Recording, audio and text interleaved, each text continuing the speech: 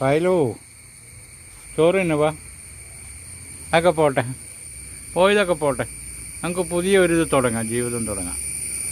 അത് ബസ്സിലൊന്നും ആരും ഇറങ്ങി വരുമൊന്നുമില്ല. ബെൽറ്റിട്ട എല്ലാ സുന്ദരന്മാർ വരും. അങ്ങനെ നോക്കിയിരുന്നോ, ധ്യാനിച്ചിരുന്നോ, വിഷ്വലൈസ് ചെയ്യുക നല്ല ഗൈ വരാൻ വേണ്ടി. ന്യൂജൻ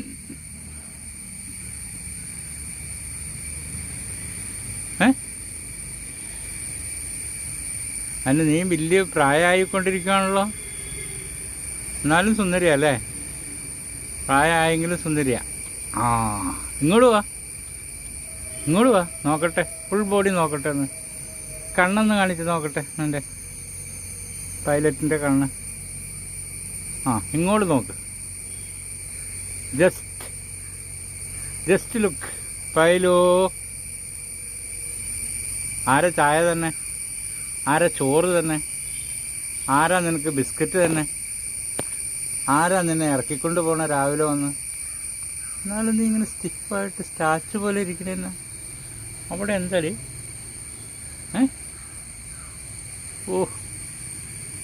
മൗനവ്രതമായിരിക്കും. ഇങ്ങോട്ട് നോക്ക്, എന്നെ നോക്ക്, എന്നെ ഇവിടെ എന്നെ നോക്കാൻ.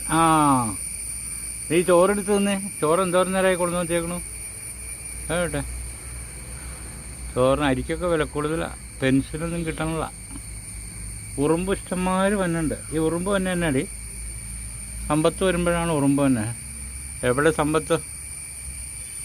നീ വന്നേ പിന്നെ എന്തോരം രൂപയുടെ നിൻ്റെ കൂട് തന്നെ 10-15,000 രൂപ. ബെഡ് പുതിയത് കൊണ്ടു വന്നിട്ട് അത് നീ ആകെ മുള്ളി നാശാക്കി കടിച്ച് കീറി സ്പോഞ്ചൊക്കെ വെളിയിലിട്ട് പറമ്പിൽ കിടക്കും.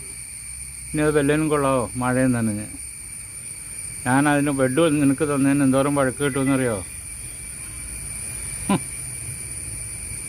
വല്ലതും അറിയാവോ നിനക്ക്?